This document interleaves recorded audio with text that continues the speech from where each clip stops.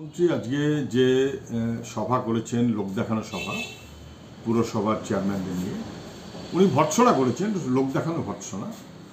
উনি পুরো চেয়ারম্যানদেরকে অপরাধী করেছেন, তারা লুট করছে। ওনার কাছে নিশ্চয়ই খবর আছে, কিন্তু উনি তাদের কোনো রেজিগনেশন করাচ্ছেন না, খারিজ করছেন না।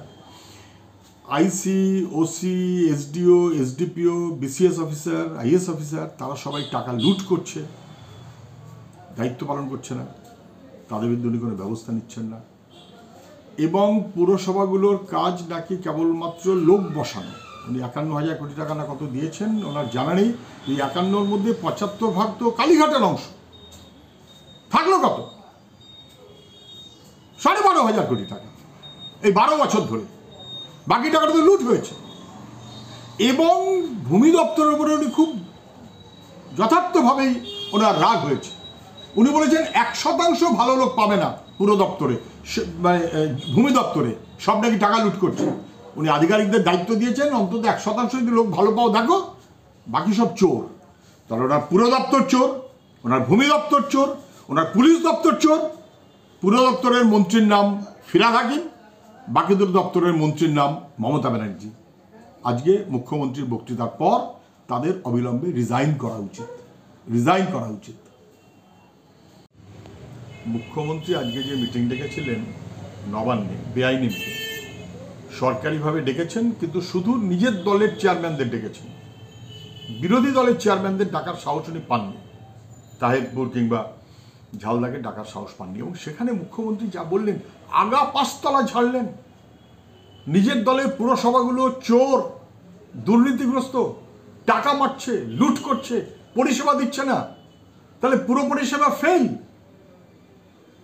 যা উনি বলেছেন, তারপর ফিরহাদ হাকিম পুরমন্ত্রী, তার এক মুহূর্ত ক্ষমতায় থাকার কোনো অধিকার থাকে না। তিনি কি রিজাইন করেছেন, নাকি রিজাইন করবেন? কখন করবেন? যদি না করেন, মুখ্যমন্ত্রীর কাছে কোনো বিকল্প নেই। নিজে যা আজকে অভিযোগ করেছেন পুরসভাগুলো সম্পর্কে, তার মর্যাদা রাখতে গেলে ফিরহাদ হাকিম যদি রিজাইন না করেন, তাহলে মুখ্যমন্ত্রীর অবিলম্বে ফিরহাদ হাকিমকে খারিজ করতে হবে। নচেত মুখ্যমন্ত্রী তার নিজের কথার অমর্যাদা করবেন, লোক দেখানো বলে ধরা পড়ে যাবেন। মুখ্যমন্ত্রী আজকে পুরসভার চেয়ারম্যানদের, তার যারা অনুগত, তার দলের যারা লোক, তাদের মিটিং ডেকেছেন এবং ডেকে তাদের খুব বকাবকি করেছেন। উনি দুটো পুরসভার চেয়ারম্যানকে ডাকেননি, কারণ তারা ওর দলের লোক নন, তাদের উনি বকাবকি করতে পারবেন না। যাদের উনি ডেকেছিলেন তাদের উনি চোর বলে আখ্যায়িত করেছেন। দুটো পুরসভাকে ডাকেননি, কারণ তাদের উনি চোর বলে আখ্যায়িত করতে পারবেন না।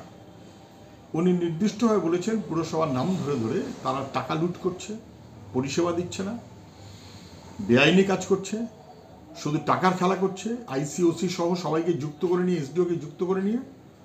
ভাগ্যিস পুরসভার কোনো চেয়ারম্যান বলেননি, তুমি মহারাজ সাধু হলে আজ, আমি আর চোর বটে। কালীঘাটের 35টা প্লট, তার লুটের হিসেব কে দেবে? মুখ্যমন্ত্রী বাকিদের হিসেব চান, কিন্তু মুখ্যমন্ত্রীর পরিবারের 35টা প্লট কালীঘাটে, তার উত্তর দেবার কোনো যোগ্যতা কি মুখ্যমন্ত্রী দেখাবেন?